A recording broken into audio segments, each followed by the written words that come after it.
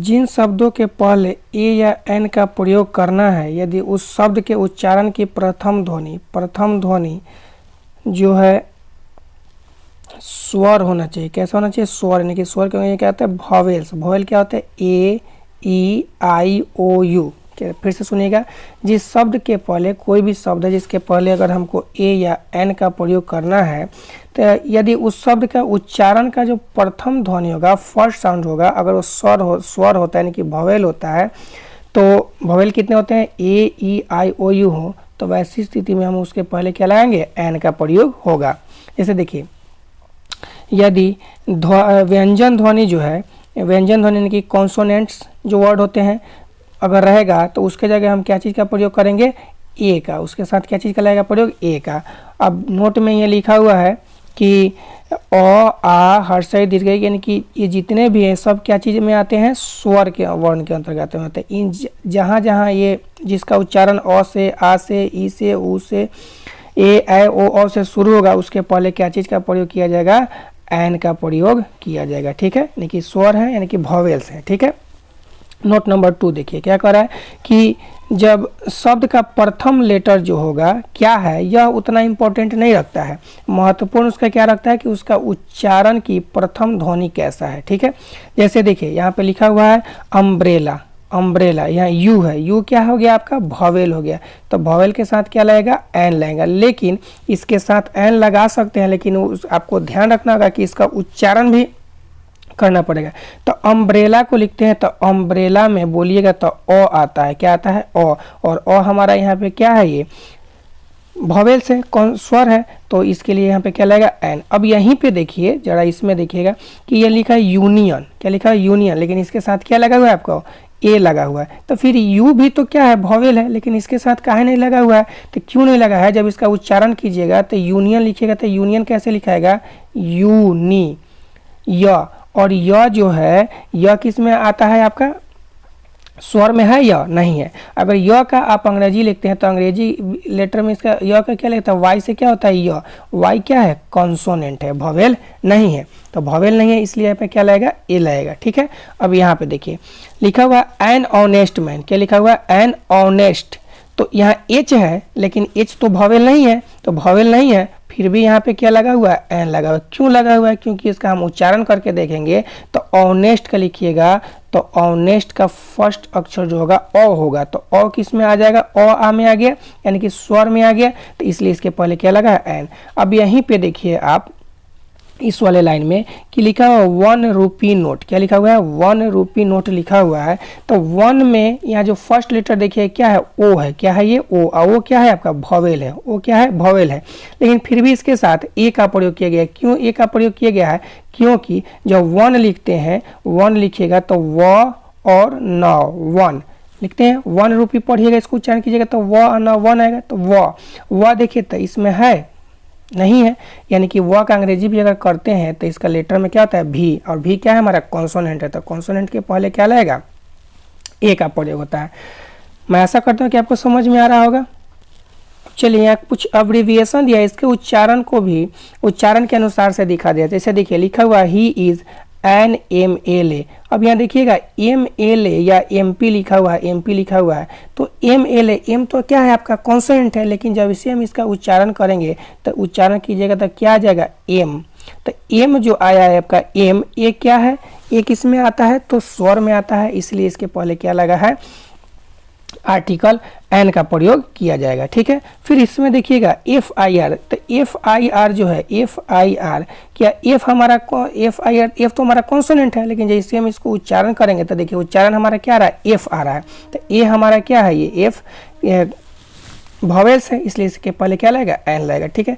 फिर देखिए I S. आई हमारा जो है आई ए एस, आई जो हमारा है क्या है? ये वॉवेल है। उच्चारण में भी आ रहा है, जो कि क्या है? वॉवेल्स है, स्वर है, तो इसलिए हमारा क्या लगेगा? एन। ऐसे ही एस एच ओ, एस तो आपका कॉन्सोनेंट है, लेकिन एस जैसे ही बोलते हैं एस, तो देखिए इसमें क्या आया? फर्स्ट उच्चारण करने पर फर्स्ट अक्षर क्या आ रहा है? एस आ रहा है। एस क्या है? हिंदी में स्वर है, तो ये क्या हो गया?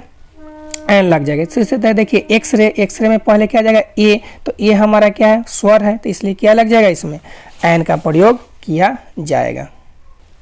चलिए अब तो हम लोग पढ़ लिए कि ए एन का प्रयोग कहाँ कहाँ करना चाहिए, और अब पढ़ेंगे ए या एन का प्रयोग कहाँ कहाँ नहीं करना चाहिए, अर्थात ए या एन का प्रयोग हम कहाँ कहाँ नहीं करेंगे। तो देखिए कहाँ कहाँ नहीं करेंगे, तो बोल रहा है ए या एन प्लूरल नाउन।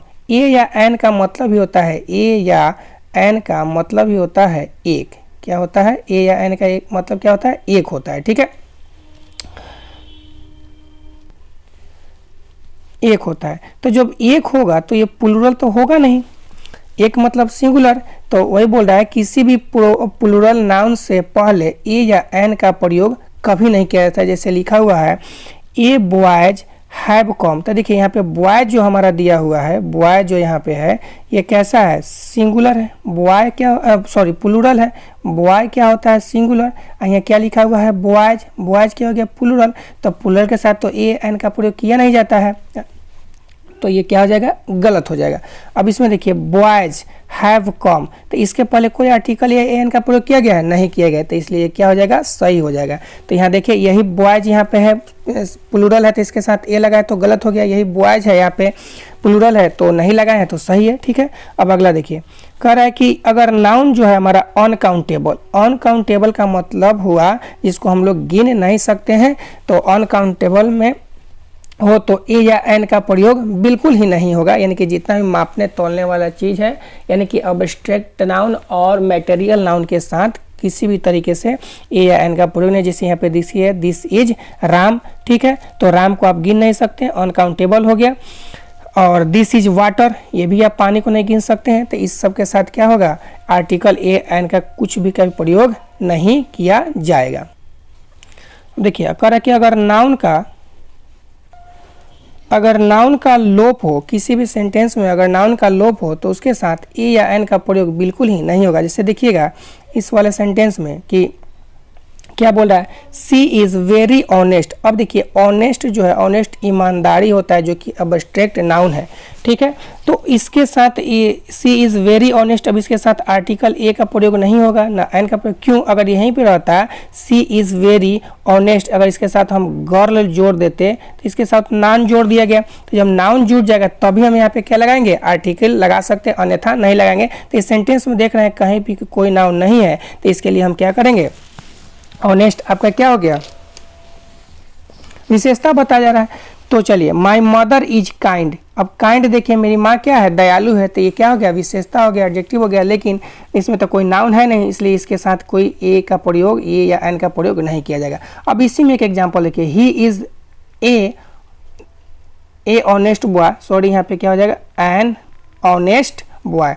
तो ही इज एन ऑनेस्ट बॉय, तो यहाँ ऑनेस्ट यहीं पे ऑनेस्ट था तो इसके साथ कोई ए या एन का प्रयोग नहीं हुआ है, लेकिन यहाँ पे ऑनेस्ट है तो इसके साथ ए एन का प्रयोग किया है। क्यों किया गया है, क्योंकि इसके साथ एक नाउन जुड़ा हुआ है बॉय। अगर इसके साथ भी कुछ भी जुड़ा हुआ रहता तो हम लोग ए एन का प्रयोग कर सकते थे। अर्थात कहने का मतलब है कि अगर नाउन रहेगा जुड़ा हुआ तो ही।